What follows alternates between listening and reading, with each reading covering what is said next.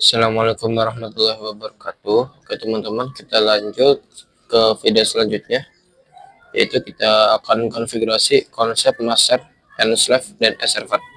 Nah, jadi teman-teman di sini yang video sebelumnya sudah saya katakan, server 1 dan server 2 ini akan saling berhubungan, akan saling berkaitan. Nah, di sini server 1 menjadi DNS master dan server 2 menjadi DNS slave. Nah, saya akan jelaskan di sini. Jadi kalau misalkan si server satunya ini mati, nah akan ada server cadangan, yaitu server 2. Jadi lebih aman teman-teman. Kalau listriknya mati nih, server 1 ada kendala listriknya mati, nah server 2 ini bisa jadi cadangan teman-teman untuk si server 1. Jadi gitu.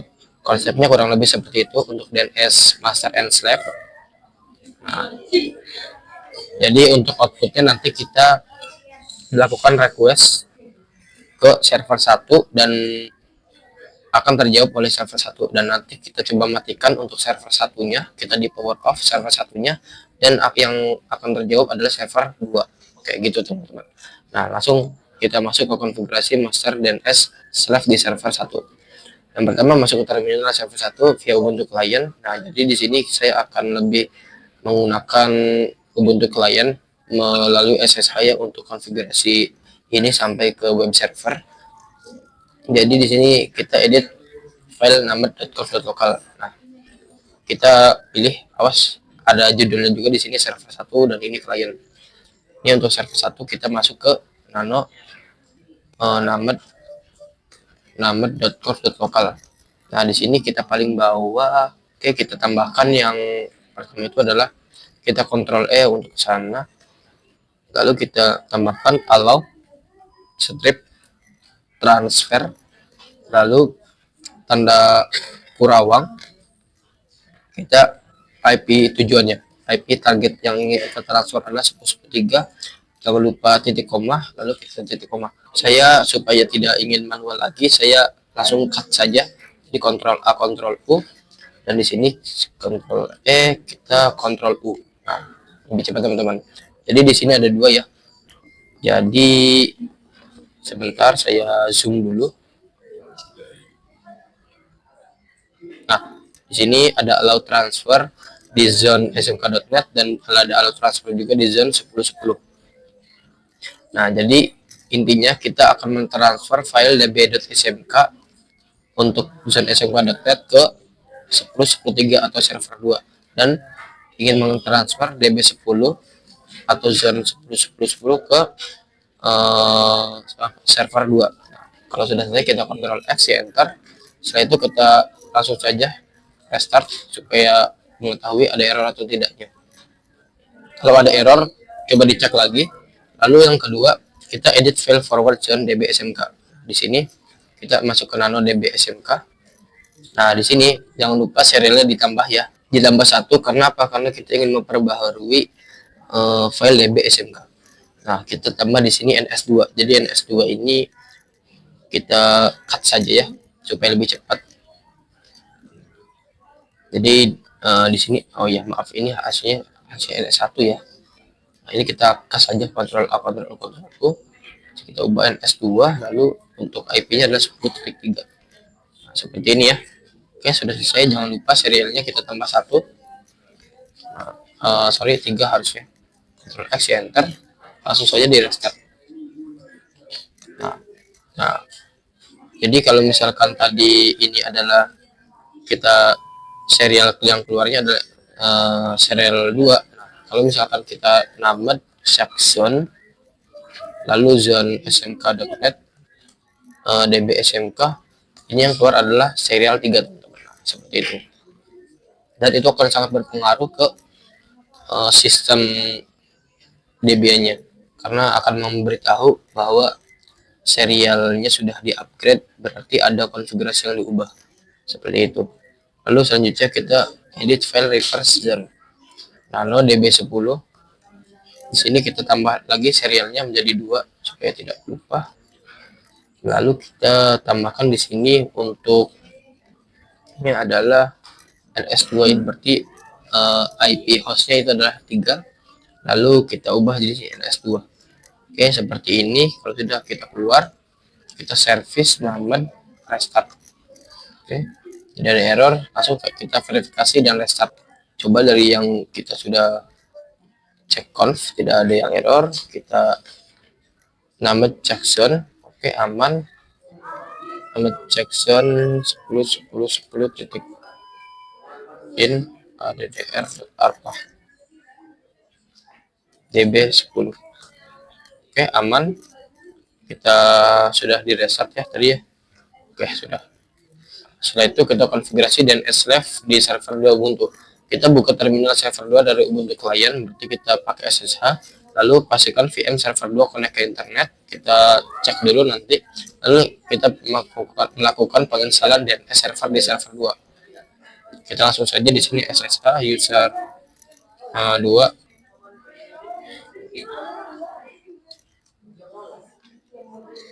Oke, di sini sudah masuk ya. Kita masuk ke Hafiz. Sudah. Saya perbesar dulu untuk tampilan layarnya. Di sini kalau kalian lihat user utamanya adalah Hafiz. Jadi ini kan masih user 2 nih. Nah, karena saya ingin masuk ke user utama, kita Hafiz. Nah, kita masukkan passwordnya. Kita sudah ada di user utama. Nah, jadi langkah pertama teman-teman, ini sangat fatal dan sangat harus diperhatikan. Langkah pertama, kita pastikan VM server 2 connect ke internet. Jadi kita ping dulu ke 888. Nah, ini tidak connect internet, berarti kita tidak bisa melakukan langkah selanjutnya, yaitu menginstal DNS. Jadi kita sharing dulu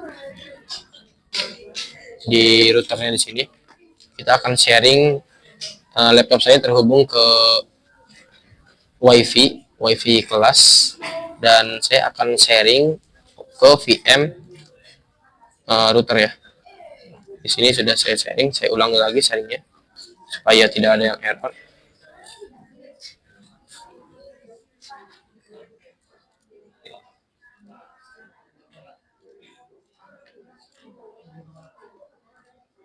Oke. Di sini sudah bisa ya teman-teman, ping 88 sudah sukses. Oke. Setelah itu kita coba ping ke www.google.com, apakah bisa? Oke, sudah ya. Kalau sudah, kita langkah selanjutnya kita melakukan sudo apt update. Sudo apt update. Nah, di sini kita masukkan passwordnya. Nah, di sini kita tunggu ya. Ini prosesnya agak lama teman-teman, tapi tergantung repositorinya juga. Dan di sini teman-teman, saya ada error. Nah, di sini kalau misalkan ada error, kita lihat di note sini. Jika penginstalan error, cek bagian berikut sesuai urutan. Yang pertama, kita pastikan VM server 2 connect ke google.com. Jadi connect internet sudah bisa tadi. Lalu yang kedua, kita ganti repository default Ubuntu ke repository lokal Ubuntu Vocal Fossa server Indonesia. Lalu kita reboot VM, lakukan ulang penginstalan Ubuntu. Nah, karena tadi malam saya sudah coba ke ganti repository default, itu pasti bisa. Coba kita langsung reboot saja. Kita reboot untuk VM-nya, apakah bisa? Nah, ini VM-nya sedang reboot ya teman-teman. Mana nih? Server 2. Nah, kita tunggu ya. Di sini sudah bisa nih teman-teman.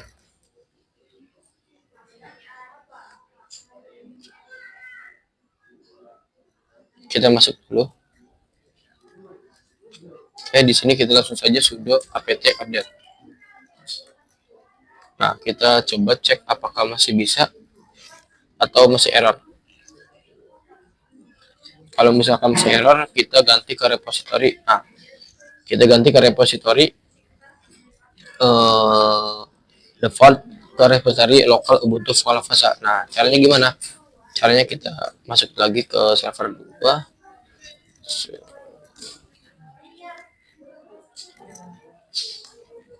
Di sini kita masuk ya. Kita masuk ke bentar, sebelum masuk kita cari dulu nih. Kita cari repository lokal Ubuntu Vocal Fossa server Indonesia. Caranya di mana? kita buka Firefox web browsernya. Lalu di sini VM Ubuntu kan ini kita sudah connect ke internet ya.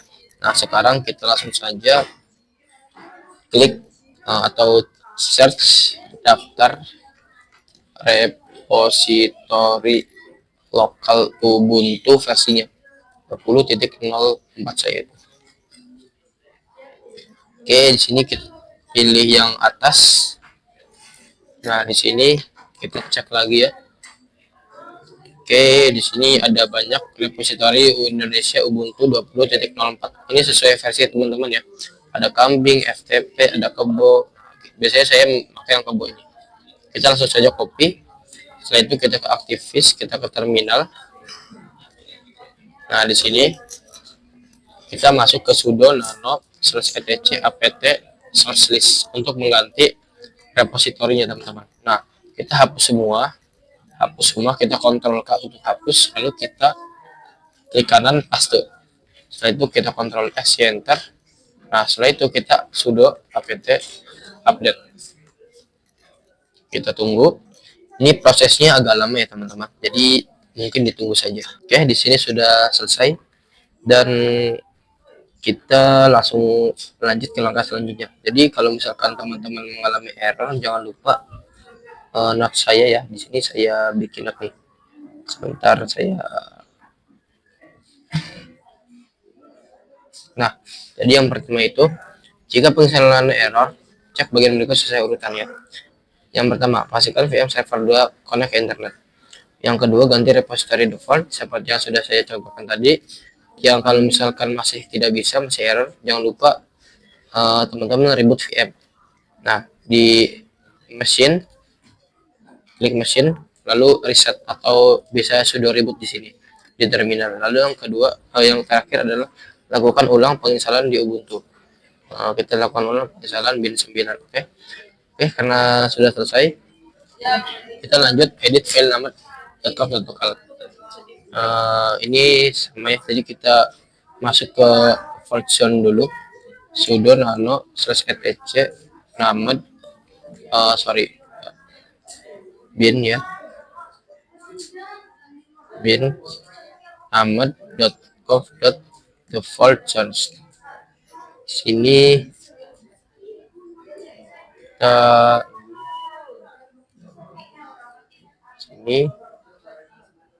kita bentar dulu.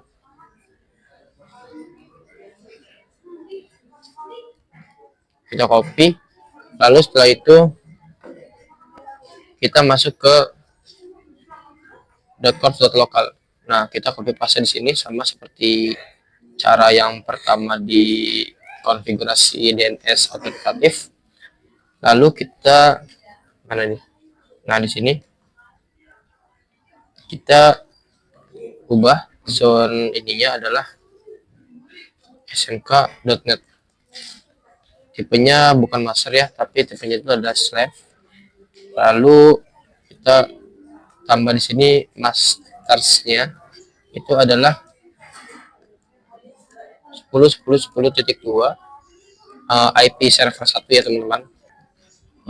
Sorry, kita ubah. Nah, lalu setelah itu filenya kita ubah menjadi var bin. DB-nya yaitu DB SMK ininya. Lalu di bawah juga kita ubah. Ini kita ubah menjadi 10.10.10. Tipenya bukan master tapi tipenya adalah slave. Setelah itu kita udah masternya selesai. Lalu di sini filenya kita ubah menjadi var bin. DB-nya adalah DB10. Oke, kalau sudah selesai kita bisa simpan. Langsung saja kita cek sudo nano check conf. Oke, aman. Kalau aman berarti sebelum di restart, kita jangan restart ya teman-teman. Nah, tapi di sini ada keterangan. Cek. Di sini ada keterangan sebelum di restart cek isi direktori var bin. Nah, kita ls var bin sebelum di restart tidak ada file dbsmk dan db10. Sesudah di restart, maka akan muncul file dbsmk dan db10-nya. Untuk pengujian, kita langsung saja ls, kita lihat directory var chbin. Nah, di sini hanya ada file manage.k.bin, manage.k.bin.cnl. Nah, setelah itu kita restart, ini DNS-nya kita restart. Nah, setelah itu kita ls lagi, dan di sini akan muncul file db10 dari server 1 dan dbsmk dari server 1. Sama ya teman-teman. Selanjutnya kita pengujian master slave DNS dari Ubuntu client. Buka Ubuntu client, edit file resolve.conf, tambahkan name server 10.10.3. Lalu kita oke. Nah, di sini saya buka Ubuntu client. Kita ke resolve.conf, kita tambahkan 10.10.3. Nah, kalau sudah kita dig smk.net di sini. smk.net kita lakukan dig. Nah, di sini cek statusnya, pastikan no error. Lalu untuk jawabannya hanya satu, dan servernya ya, ini paling penting, servernya ini yang menjawab dari server 1 teman-teman. Nah, setelah itu server menggunakan 10.10.2 yaitu server 1. Nah, langkah selanjutnya kita matikan server 1 dan server 2 tetap nyala. Lalu kita uji lagi di client dig smk.net, maka server dialihkan ke server 2 atau 10.10.3 karena server 1 atau 10.10.2 itu mati. Nah, kita ke VirtualBox, kita matikan server satunya, kita power off. Nah, setelah itu kita buka Ubuntu lagi. Di sini kita lakukan dig lagi. Ini, nah, oke, kita cek statusnya no error. Lalu di sini jawaban tetap sama, dan di sini teman-teman lihatin, perhatikan untuk servernya berubah menjadi 10.10.3 atau server 2. Nah, sebelumnya kita sudah melakukan dig yang menjawab adalah 10.10.2. Karena server satunya mati, di sini yang menjawab adalah 10.10.3 atau server 2 teman-teman. Nah, gitu untuk konsep DNS master and slave. Ya, selanjutnya di sini ada tambahan nih teman-teman, ada materi tambahan. Jadi konfigurasi resolver permanen pada klien. Karena file etc.resolve.conf bersifat tidak permanen, maka kita konfigurasi name server permanen lewat DHCP server di router. Masuk ke router dan config file etc dhcp.conf. Lalu di bagian option domains dan server di sini kita ubah menjadi 10.10.10.2, spasi 10.10.10.3 titik koma. Nah, name server 888 diubah menjadi 10.10.2 dan 10.10.3. Simpan dan aktifkan, lalu kita restart. Jadi ini adalah materi tambahan di router ya. Nah, di sini langsung saja kita etc dhcp. Nah, paling bawah.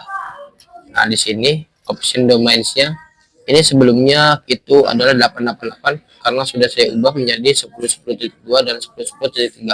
Setelah itu boleh sebentar, untuk domain nya kita ubah menjadi smk.net. Kalau sudah kita restart ya, isc dhcp server restart. Oke, kita tunggu, pastikan tidak ada yang error. Kalau sudah tidak ada, kita masuk ke Ubuntu client. Karena kalau teman-teman ketahui, Ubuntu client itu yang DHCP client ya, tidak menggunakan static. Nah, setelah itu kita lakukan restart dan kita cek detailsnya di sini. Oke, sip. Nah, jadi gitu teman-teman, mungkin itu saja teman-teman yang bisa saya sampaikan tentang materi konsep master and slave pada DNS server. Nah, jadi kesimpulannya, server 1 ini adalah DNS masternya atau DNS utamanya, lalu server 2 ini adalah DNS slave-nya. Apabila server 1 mati dikarenakan misalkan ada gangguan listrikan atau gimana, maka server 2 akan bertanggung jawab dan akan membalas klien-kliennya. Nah, gitu teman-teman. Mungkin itu saja yang bisa saya sampaikan untuk video kali ini. Sampai jumpa di video selanjutnya.